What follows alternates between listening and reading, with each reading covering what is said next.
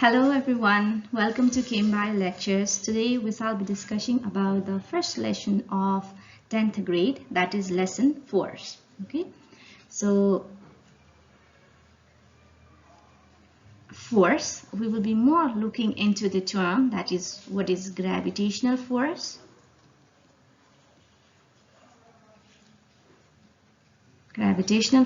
and even what is Newton's law of gravitation in today's video. Newton's universal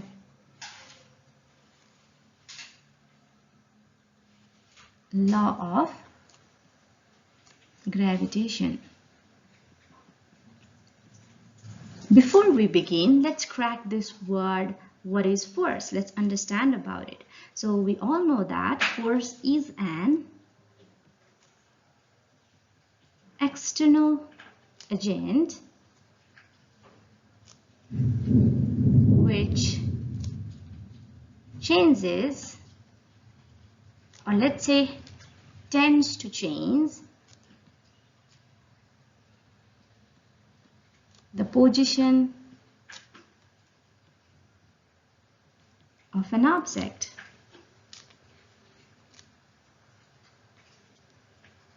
By saying that, what we actually means is that if consider this is a body, yes, an object. So if this object is moving, or if it is in a moving phase, you can bring it back to the stationary by applying the force. If the body is in a stationary state, again by applying the force, you can bring back to the motion. Apart from that, even it can increase the speed of an object. It can even decrease the speed of an object. It can even change the shape and size of an object. Okay, and what is doing all this is what? It's being done by the what? Force, when you apply this force. So we studied about the different types of a force. We studied about the magnetic force, electrostatic force, we studied about the frictional force, and we are today going to discuss about a kind of attractive force. That attracting force is called as a gravitational force. Gravitational force. So before we start, what is a gravitational force? Let's make ourselves aware with the different kind of phenomena that we see in the natures. Whenever a ball is dropped down, yes, whenever a ball or any object is dropped down from a certain height, it comes back to the surface. And the surface here means what? It is being attracted by the force of attractions of the earth. Yes, similarly, whenever you are jumping, you are coming back to the earth. You are not flying to the what? Sky. Again, let's say, now we were talking about something that we have seen in a natural world. Now let's talk about the celestial bodies. So in a solar systems, we all know about the solar system. So what we know is that everything is revolving in their fixed path, or let's say in their fixed orbit. That is in a solar systems. There are planets, there is satellites which is orbiting in their what? Fixed path, or let's say in an orbit. Okay, so why is it happening so? You might be very curious. What is the reason? What is the, let's say, what is the scientific reason behind this? Okay, so the scientific reason, if you inquire about it, you will get what? It is the gravitational force which is coming, which is making everything, or let's say which is making the ball to fall down on the surface of earth, which is bringing you back to the surface of earth whenever you are jumping, or let's say which is again what? Making every planets and satellites be there in the solar system. So the bigger cause, or the scientific reason behind this is a what? Gravitational force.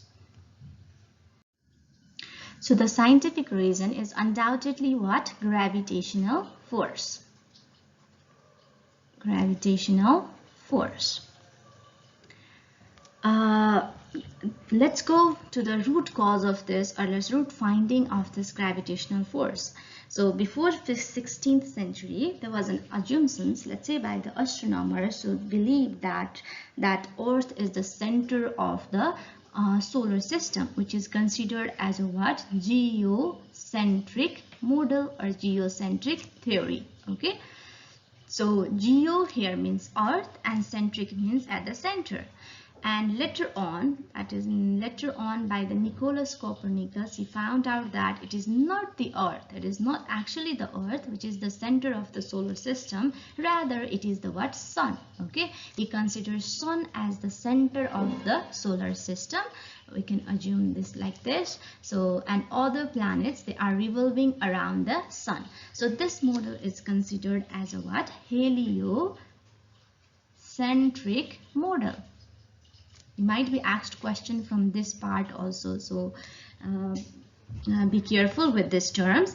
So the scientific reason we already discussed, that is called as a gravitational force, and this about this gravitational force, it was later on found by the Sir Isaac Newton.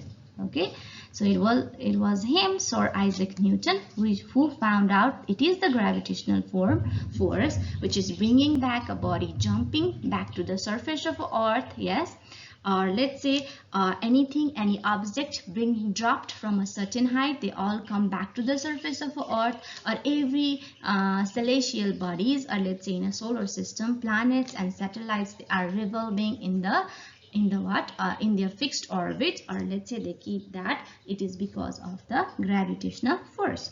As per Sir Isaac Newton, as per him, what he said then, what he had claimed, yes, which the world is believing till now, on which basis there are lots of findings later on. Okay, so what he says is what? Every object is attracted towards the center of the Earth. What he says is that every object, okay, if this is an object, so if this object, let's say you can consider any object, suppose this is a fruit, you know, so this is attracted to the center of the Earth, center of this Earth.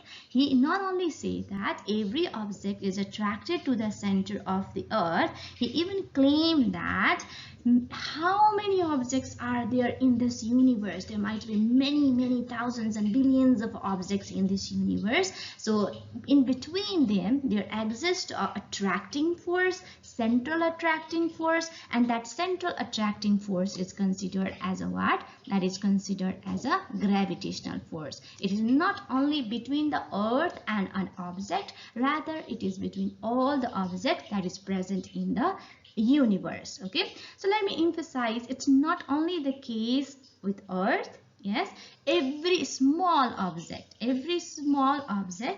to every big object. Let's consider the big object is a celestial bodies, and you can even consider a big object as a celestial bodies, or a small objects. Let's say you can simply consider your football, which is maybe which may be half kg also as a object over here. Okay, no matter is the size, they are attracting each other. There lies a mutual force of attraction. This mutual force of attraction, like we call it as a gravitational force. We call this force as a what? Gravitational force. Yes. So right now, laptop, which is right in front of me, is attracting me, yes, toward itself, and myself is also attracting this laptop. Yes, so there lies a mutual force of attractions between any two objects. This is called as a gravitational force. Yes, some gravitational force. You can even call it as a gravitational force, or force of gravitation, or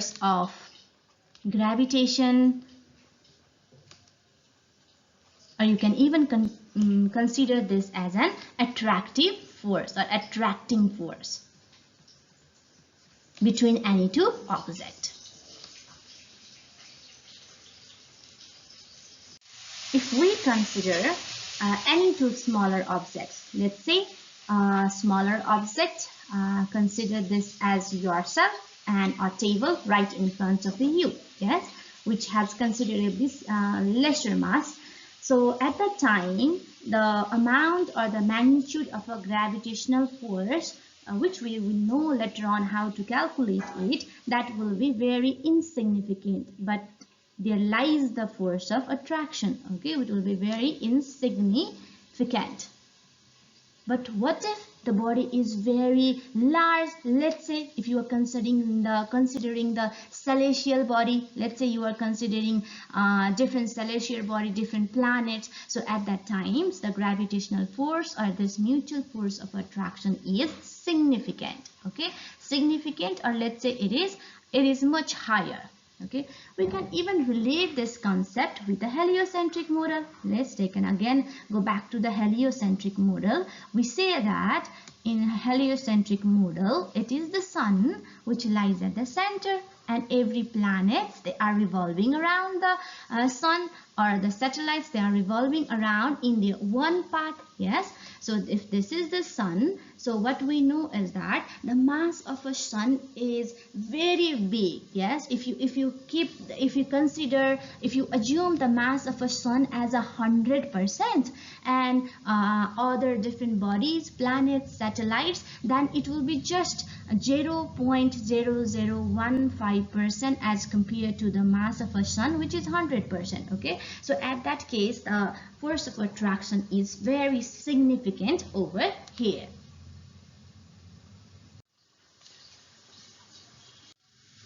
So till now, we discussed the central attracting force. Yes, we discussed the central attracting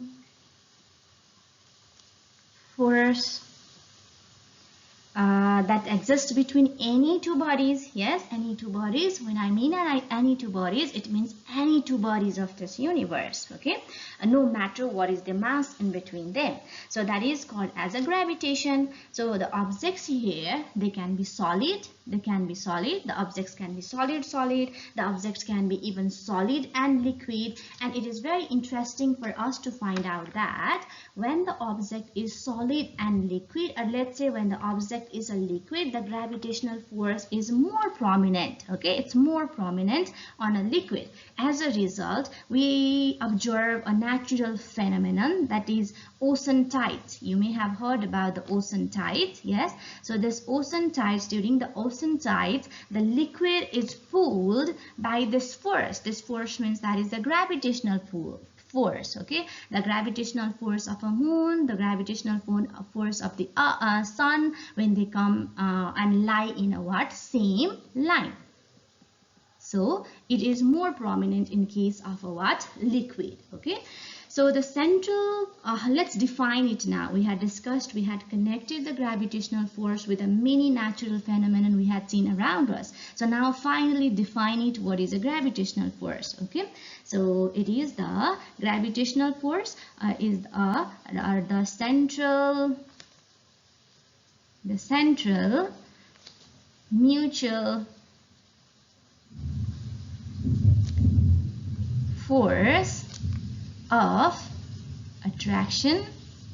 There is meaning in each of the word. Okay, let's be very careful about them and try to retain the meaning of it. Okay, every time whenever you are explaining the thing. So the central mutual force of attractions between any two bodies. Yes, I already clarified, I emphasized that any two bodies here means any two bodies, no matter how small they are, how big they are. Yes, any two bodies in the universe.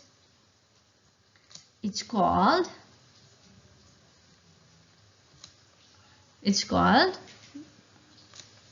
gravitational force. I had even give you the synonymous name for it, force of a gravitation or attracting force. Okay, so Isaac Newton, so during the Isaac Newton in the year 1687 had given a theory which was formalized by him, including the factors. There are certain factors which affects the gravitation. So he had given a theory which affects the gravitational force, which is called as a Newton's law of gravitation. Which law is called as a Newton's law of gravitation. He formalized 8, yes, what are the factors which affect the gravitations? He had given a law, to be specific, that is called as a Newton's universal law of gravitation. Okay, it is considered as a Newton's universal law of gravitation. Let's not say only Newton's law, let's say it as a Newton's universal law of gravitation. Why we are saying Newton's universal law of gravitation is because it is applicable to every object of this, any two objects of this universe. Okay, it is applicable to any two objects of this universe. Okay, so we will be discussing what is the law. Yes, as there is a law, then we are more curious to know what is the law. So let's see what is the law. Okay, so let me state Newton's universal law of gravitation, which is one of the most probable questions which you will be asked in your SEE. Okay, so Newton's law of gravitation, what does it say? So what does it imply is that it states that you can write along with me. It states that everybody in the universe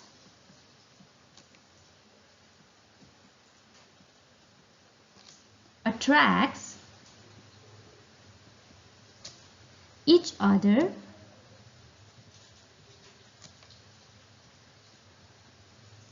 by certain force. We already discussed what is this force. Yes, by certain force called, we give a name for it, that is gravitation, called gravitation, which is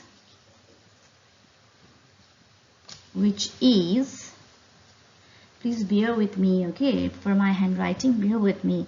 So which is directly proportional to the product of their masses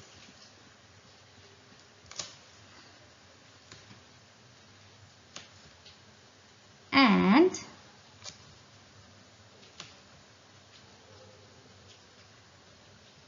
inversely proportional to the square of distance between their centers.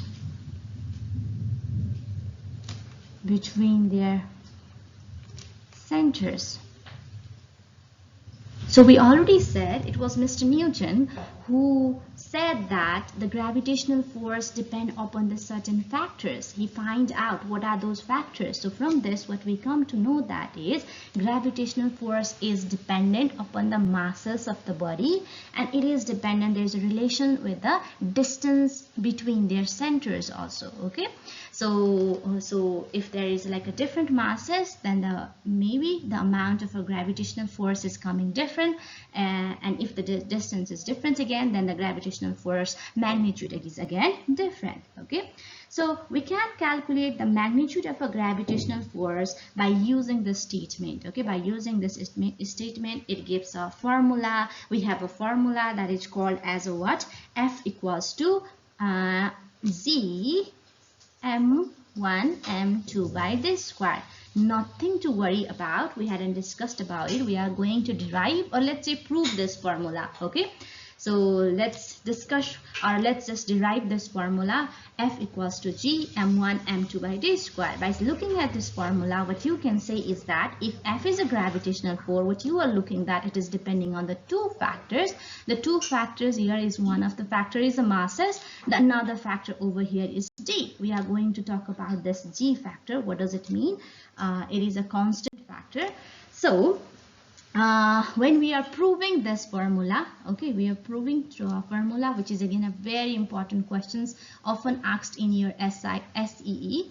So F equals to G m1 m2 by d square. When you are proving this formula, so let's just try to prove it first. Okay, so what you come to see from this is what, or from the Newton's law of gravitation, what it is saying that more is the force is directly proportional to the product of the masses. Yes, what it is saying is that when the masses, the resultant of the product of a masses, if is more, then force is more. Directly proportional means what? If the product of the masses is more, then the force is going to be more. Yes, if the product of a masses is less, then definitely the force is going to be less. Okay, similarly it do have a relation with the distance also. Yes, and the relation is inversely proportional, which says that if distance is more, then force is less. Okay, if you keep two objects far away, that at that time the gravitational force acting is less than as compared to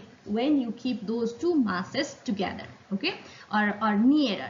So it is the inversely relation. That means distance increase, then force is going to be decreased. Yes, and when the distance decreases, at that time the force is increases. So inversely proportional means that. So force increases when the product of a masses increases, and when the product of a masses is decreased, then definitely the what? Gravitational force is going to be decreased. Okay, let's keep that simple thing in our mind. You might be confused. What does it directly proportional means? What does it inversely proportional means? So more is the mass, the more is the force. Yes, where more is the masses resultant, or let's say the product of the masses, the more is the force, and when less is the distance, the more is the force. Okay, so we are going to prove it now. So for proving it, let me again start it from the first. We are going to represent certain thing over here. We are going to trying to prove F equals to G m1 m2 by d square. Okay, so how to prove it? Okay, we are going to consider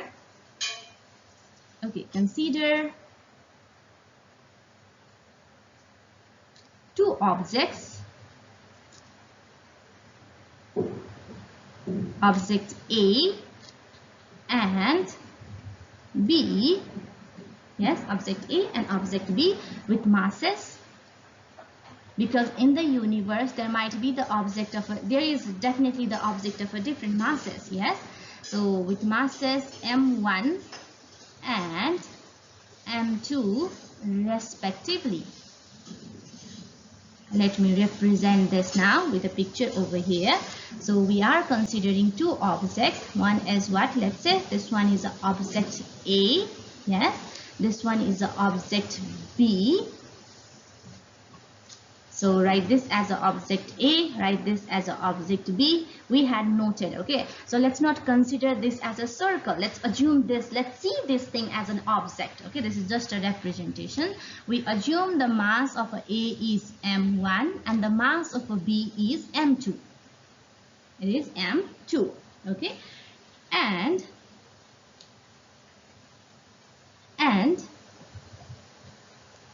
distance and D is the distance between their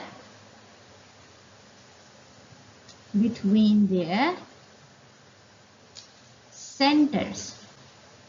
Okay, this word is very important word. Okay, let's not underestimate this word. So when we are meaning the center of the two bodies, that means it is not this part. This is the surface of an object. Okay, so either because this part is a surface, we are talking about the something in exactly at the center. Okay, so we consider the distance between the object. Let's say this is you can even note this point as O1.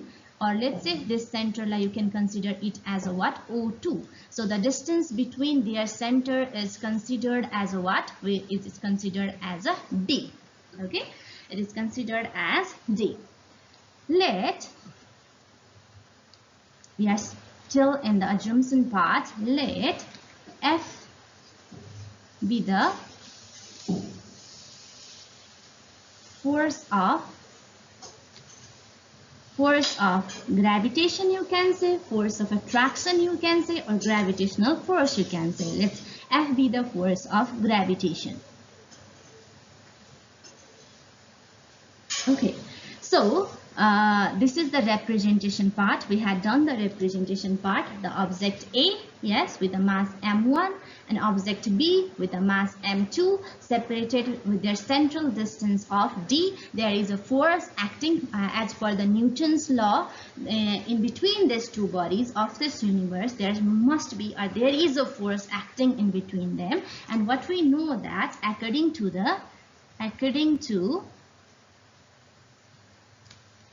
to Newton's universal law of gravitation, Newton's universal law of gravitation. So, gravitation, force of gravitation is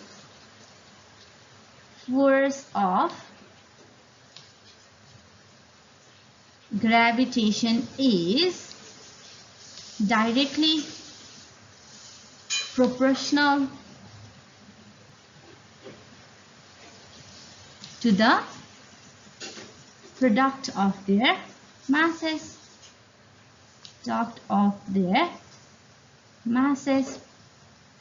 How we can represent this symbolically is that the force which we have considered this as a F, we had said this as a gravitational force. So this F is directly proportional to the what? Product of their masses. So the product their masses means here masses is m1 and m2. Yes, we will consider this equation as an equation first. And when we are considering the product of the masses, at that time we are what? Keeping the distance constant. You can even note it down while you are proving, keeping distance constant at this case, because there is not only the mass which factor, there is even the distance factor which changes the what? Force. Okay, so when we are relating the gravitational force with the mass, at that time we are keeping distance constant. Okay, so this one is equation first. Let me go to another slide. Again, I will be writing that equation, that is F is directly proportional to the what? Product of the masses, which is equation 1, d constant. Okay, d constant. D here means what? That is distance, which we have already represented. Okay, again as per the law. So what it says is what? So force is, or the force of gravitation is inversely proportional to force of gravitation is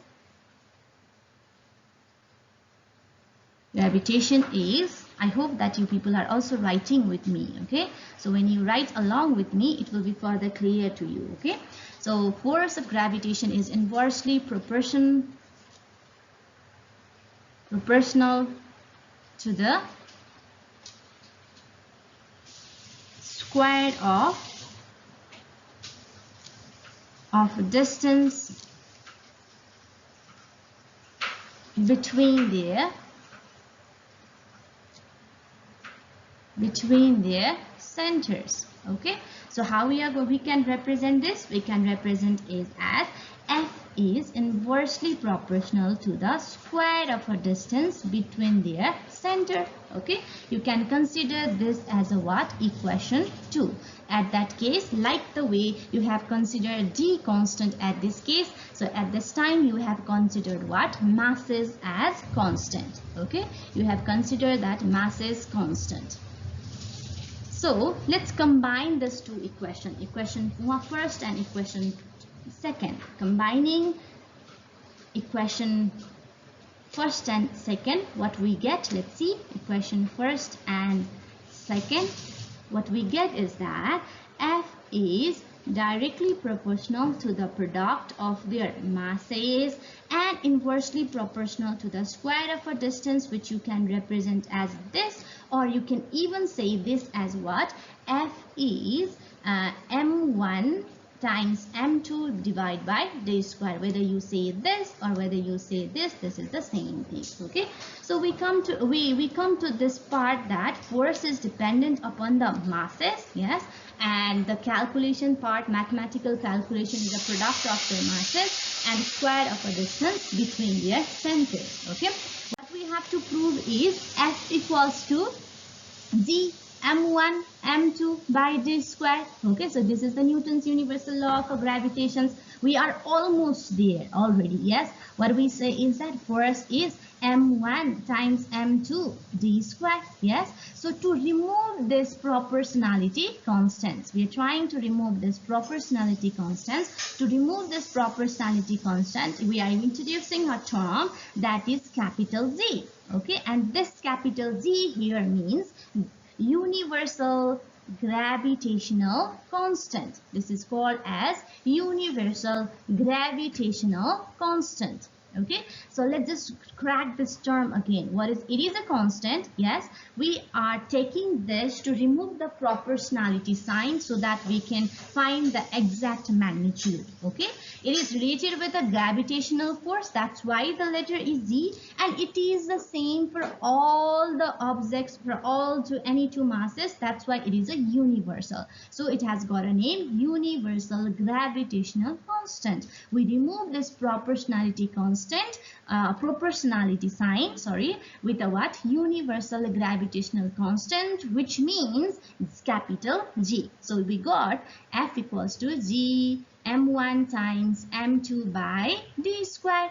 Okay, so we had already got the formula which we need to prove. So where we need to define all of them. Yes, specifically with the G, we had just introduced this term. So where Z is the what? Universal gravitational constant, or let's say gravitational constant. Gravitational constant.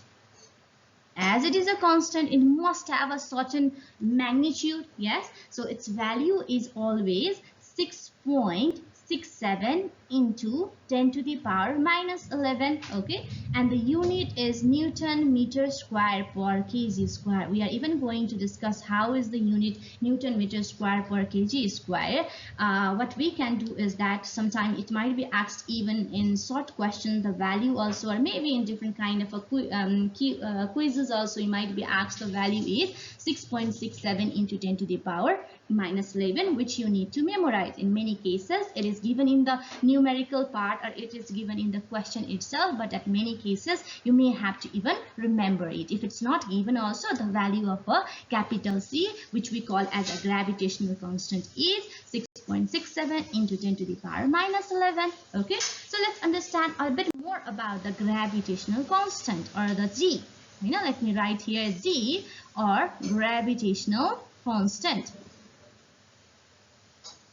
Gravitational constant. Yes, so we have to look for the two things. We need to know what is its unit. We will be working here for its unit. Yes, we said the unit, you have seen a very large unit. So from where it has come into being, you might be confused about it. So we'll be looking for the unit, and yes, we should be able to even define it. Okay, we will be looking for its unit, and we will be looking for its definition. Okay, so let me just go through the unit part. Then we have so this is how we proved it. Okay, so the proving part is already over. We are now looking onto the unit and definition of a gravitational constant. Okay, so as we are looking into the unit, what we have is that, let's write the formula first. We have F equals to Z. It depends directly proportional to the product of the masses and inversely proportional to the square of a distance between their centers. Centers. We just formulated the Newton's universal law of gravitation. Okay, so from this what we come to know, so let's just isolate the Z. We are finding the unit of a G, so let's just isolate a G. Let's keep the G as a separate. So what we can write it as a F D square, it's cross multiplied. Yes, F D square equals to Z m1 into m2. Okay, you can further F D square by m1 into m2 is equals to G. Okay, now let's keep everyone's unit over there. Yes, So let's keep the unit of a force. We know the unit of a force is a Newton. We know the unit of a distance is a meter. So when it is a distance square, that means it is a Newton meter square. And the unit of a masses, they are what? Kg. Kg times kg. Yes. So this one is a unit for the gravitational constant. So what we got? We got that Newton meter square for kg square. In some of the books or somewhere you might see it, at it can be even noted as Newton meter square kg minus 2. You know the law of indices. Yes. So from that you are very clear that either this is also correct or this is also correct. Okay. So this is the unit part. Okay. So now let's define it then. We are trying to define the what? This gravitational constant. Yes. So assume that gravitational constant. Yes, we do have a formula.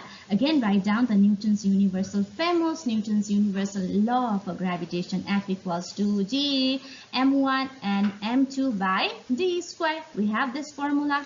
So if we can even write this formula, F equals to, yes, we can even note it down as F equals to G into 1 divided by 1 square. Okay, so I have keep the value over here. So as I have given the unit value to masses, to each of the masses, I had given the unit value of a distance also. Let me represent. I am representing a special case where the masses of an object is m1 is 1 kg. The mass of another object, that is m2, is what? Again 1 kg. Yes, I'm referring to this conditions. When I'm writing this, I'm referring to this conditions. And the distance between their centers, yes, the distance between their centers, I'm considering it as a what? 1 meter. I'm considering this as a what? 1 meter. Okay. So at this case, what is happening is that you got to find out that this F, or gravitational force, is it is what? It is a what? G. F equals to G. As you multiply, you just get F equals to G. So let's define it now. So we can define it in terms of a unit masses and unit distance. So we can call this as a what? So force of